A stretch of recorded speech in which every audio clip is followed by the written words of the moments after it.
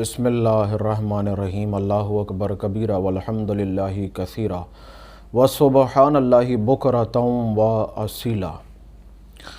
آج بڑا ہی ایک اہم اور دلچسپ موضوع لے کر حاضر ہوا ہوں۔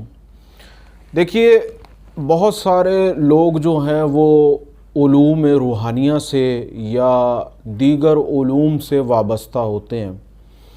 اب وہ صحیح ہے، غلط ہے، بعض لوگ اس کو شرک سمجھتے ہیں، کفر سمجھتے ہیں، وہ ایک علیحدہ بات ہے۔ لیکن جو بات آج میں بتانے لگا ہوں وہ انہی علوم کے حوالے سے ہے۔ مثال کے طور پر جو لوگ اسٹرالوجی سے منسلک ہیں، وابستہ ہیں، ستاروں کے حساب سے چیزوں کو دیکھتے ہیں، ان کے جو حقائق ہیں، نظریات ہیں، اس حوالے سے وہ آگے جا کر کسی نہ کسی حد تک درست ثابت ہوتے ہیں۔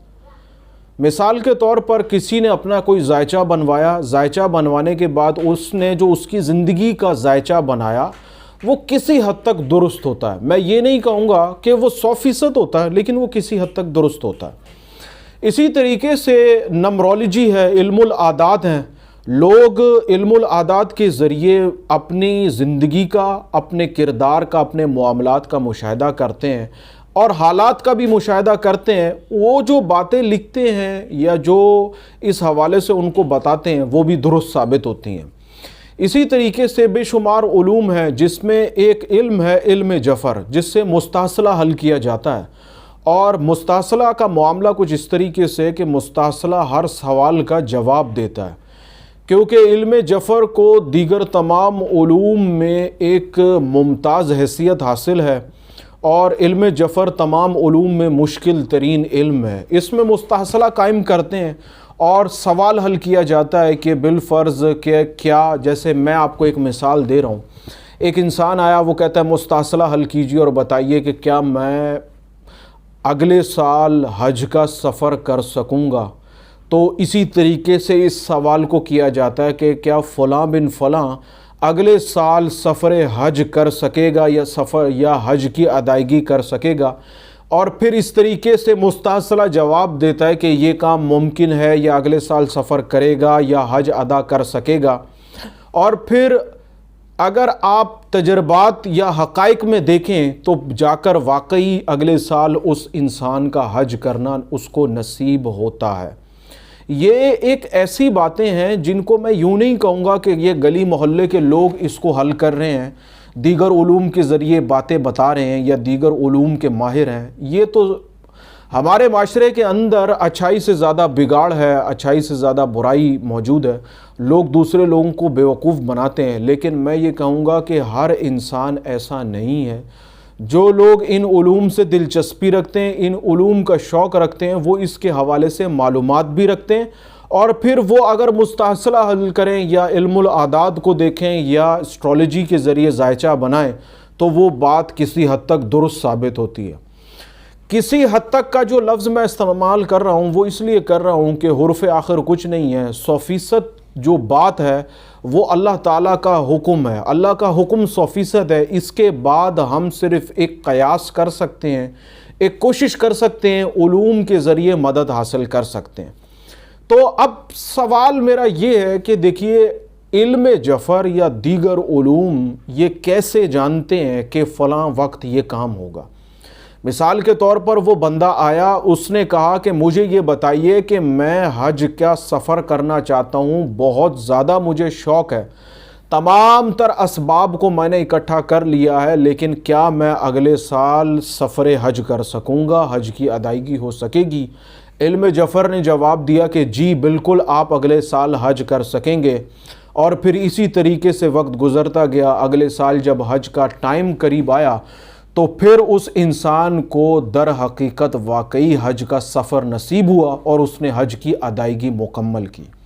اب یہاں سوال یہ پیدا ہوتا ہے کہ یہ جو علم جفر ہے یہ کیسے جانتا تھا کہ یہ انسان سفر حج کرے گا، یا یہ ستارے ذائچہ کیسے جانتے تھے کہ اس انسان کی زندگی کے اندر جو شادی کے معاملات ہیں وہ اس قسم کی عورت سے ہوں گے، یا بالفرض علم العادات یہ کیسے جان سکتا ہے، اس کو یہ کیسے پتہ ہے کہ فلاں شخص جو ہے جس کے نام کے اتنے اعداد بنتے ہیں وہ کس قسم کے کردار کا مالک ہوگا، یہ علوم کیسے جانتے ہیں؟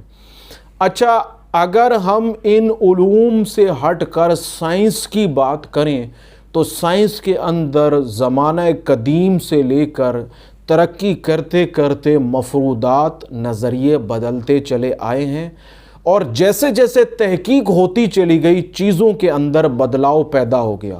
مثال کے طور پر آج ہم اس اسٹیج پر ٹھہرے ہیں کہ ہم ایک کیمیکل کے ذریعے بادلوں پر اس کیمیکل کو چھڑکتے ہیں اور پھر ایک مصنوعی بارش شروع ہو جاتی ہے، جبکہ زمانہ قدیم میں چلے جائیں تو یہ ایک خواب تھا۔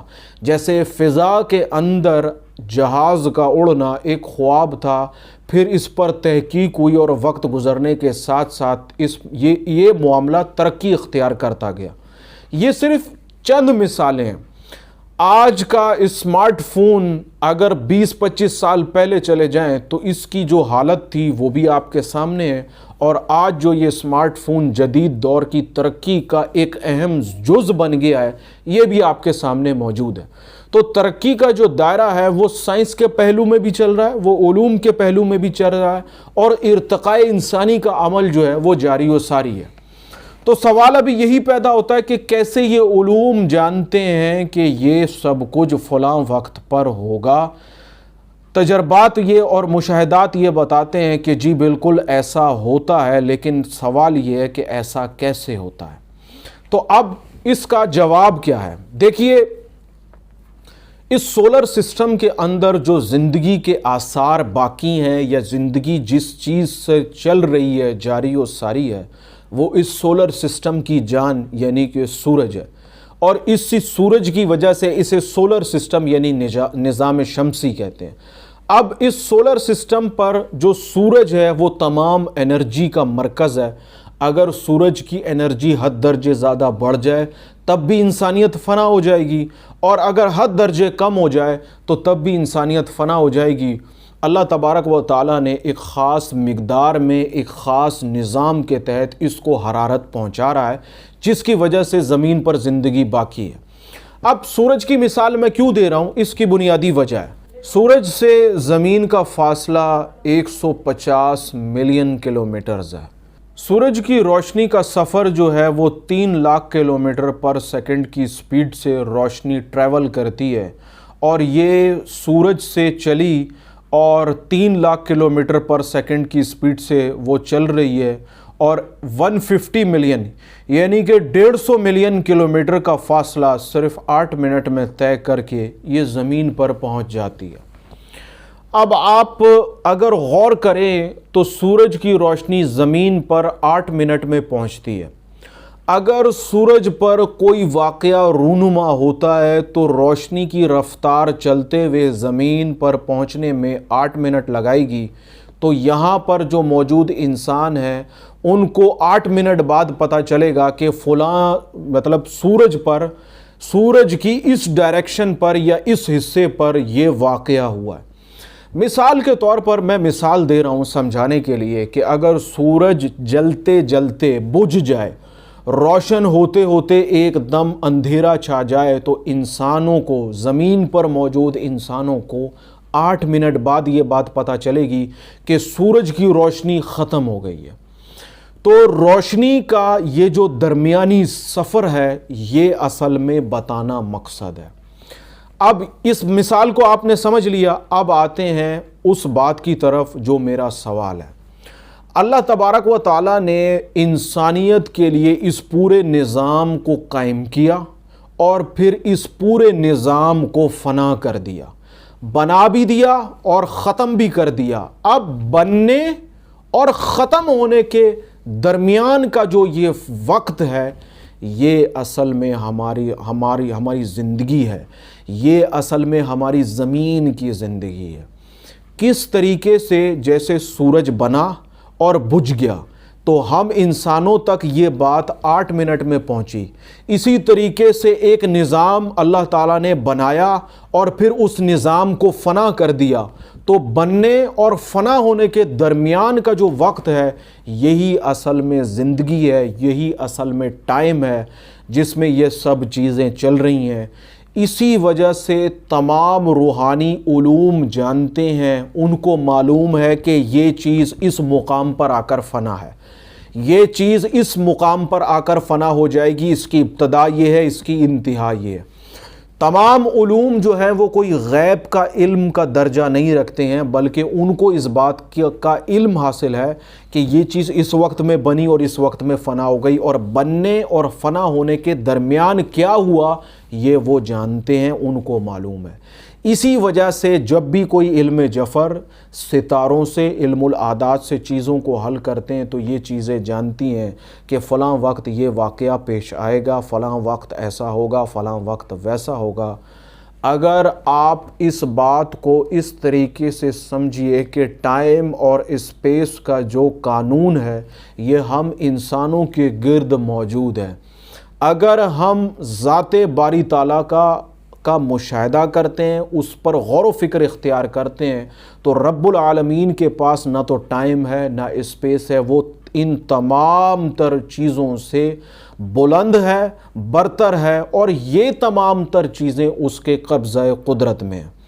مثال کے طور پر ایک بچے کا پیدا ہونا، بچپن، جوانی اور بڑھاپے کی طرف ڈھلتے چلے جانا، یہ وقت ہے جو اس کو گزار رہا ہے، اور یہی ٹائم ہے۔ اور اسپیس سے مراد یہ ہے کہ وہ کس حصے میں پیدا ہوا، کہاں رہا، یہی اس کا مکان ہے، یعنی کہ زمان بھی اس کے پاس ہے، مکان بھی اس کے پاس ہے، لیکن رب العالمین کے پاس یہ دونوں چیزیں موجود نہیں ہیں۔ اگر میں اس بات کو اس طریقے سے کہوں کہ اگر ہم یہ سوچیں کہ رب العالمین کے پاس ٹائم اور اسپیس موجود ہے، تو پھر ہمارے ذہن میں دو سوال پیدا ہوں گے کہ اللہ تبارک و تعالیٰ کی ذات سے پہلے کیا موجود تھا، یا اللہ تبارک و تعالیٰ کی ذات کے بعد کیا ہوگا، یا رب العالمین کا مقام کیا ہے۔ تو یہ سوالات اس وقت پر آ کے سب ختم ہو جاتے ہیں کہ اس کے پاس نہ تو وقت ہے نہ زمان ہے، اس کے پاس نہ ہی مکان ہے۔ ٹائم اور اسپیس سے رب العالمین کی ذات مقدسہ آزاد ہے۔ اور علوم کی دنیا کے اندر علوم یہ جانتے ہیں کہ دنیا کی اس نظام کی ابتدا اور اس نظام کی انتہا، یعنی کہ اس کی ابتدا اور اس کی فنا، ابتدا اور فنا کے درمیان کا جو وقت ہے یہی ہمارے پاس وقت ہے۔ در حقیقت اس بات کو اگر ہم اس طریقے سے سمجھیں کہ میں پیدا بھی ہو چکا ہوں اور پیدا ہو کر فنا بھی ہو چکا ہوں، تو پیدا ہونے اور فنا ہونے کے درمیان جو ہے یہ میری زندگی ہے۔ قدرت کے اعتبار سے یہ سب نظام بن بھی چکا ہے اور یہ سب نظام فنا بھی ہو چکا ہے۔ یہ ایک بڑی ہی پیچیدہ قسم کی بات ہے جس کو میں نے آپ کے سامنے بیان کیا ہے، اور یہ ایسا نہیں ہے کہ بس میں نے کہہ دیا اور آپ نے سن لیا، بلکہ یہ تحقیق کرنے والی بات ہے کہ آپ اس پر مزید غور و فکری اختیار کریں، تحقیق کریں، سوچیں کہ جو مثالیں میں نے دی ہیں یہ در حقیقت کڑیاں ہیں، ان کڑیوں کو جوڑیں اور دیکھنے کی کوشش کریں کہ اس سے آگے کیا ہے۔ اللہ تبارک و تعالیٰ نے علوم روحانیہ کے اندر علم کے سمندر پوشیدہ کر دیے گئے ہیں۔ فرق صرف اتنا ہے کہ جو انسان جتنا اس میں غوطہ زن ہوگا وہ اتنا ہی گوہر نایاب کو پا جائے گا۔ میں ہمیشہ ایک الفاظ یا ایک لائن یوں سمجھ لیں کہ اپنی تحریر کے اندر لازمی شامل کرتا ہوں، اور وہ لائن کیا ہے؟ وہ لائن یہ ہے کہ تحقیق اور تنقید دونوں علم کے جز ہیں اور ہر انسان اس میں آزاد ہے۔ اللہ تعالیٰ کی بارگاہ میں عاجزانہ دعا ہے، ایک نقطہ بیان کرنے کی کوشش کی گئی۔ میں اچھی طریقے سے جانتا ہوں کہ یہ ایک بڑا پیچیدہ نقطہ ہے، لیکن میں نے پھر بھی کوشش کی۔ اللہ تعالیٰ ہمارے حافظے کو، ہمارے قلب کو، ہمارے سینے کو کھول دے، ان نقطوں کو سمجھنے کی توفیق عطا فرمائے۔ کوئی اس حوالے سے آپ کا سوال ہو، میں منتظر رہوں گا، آپ مجھے کمنٹ کیجئے، انشاءاللہ تعالیٰ جیسے ہی موقع ملے گا ضرور بالضرور آپ کا اس سوال کا آپ کو جواب دوں گا۔ اگر آپ مجھ سے رابطہ کرنا چاہتے ہیں، دیکھیے واٹس ایپ نمبر کوئی نہیں ہے میرا، کیونکہ میری ذاتی زندگی بھی ہے، اس کو ڈسٹرب نہیں کرنا چاہتا ہوں، لیکن مجھ سے رابطے کا طریقہ یہی ہے کہ آپ میرے فیس بک گروپ پہ چلے جائیے، وہاں میسنجر کے تھرو آپ مجھ سے رابطہ کر سکتے ہیں، مجھ سے بات کر سکتے ہیں۔ اللہ تعالیٰ کی بارگاہ میں عاجزانہ دعا ہے، اللہ تعالیٰ اپنا فضل و کرم فرمائے، ان علوم روحانیہ کو، ان پیچیدہ باتوں کو سمجھنے کی توفیق عطا فرمائے۔ اللہ تعالیٰ آپ کا حامی و ناصر ہو، آمین ثم آمین۔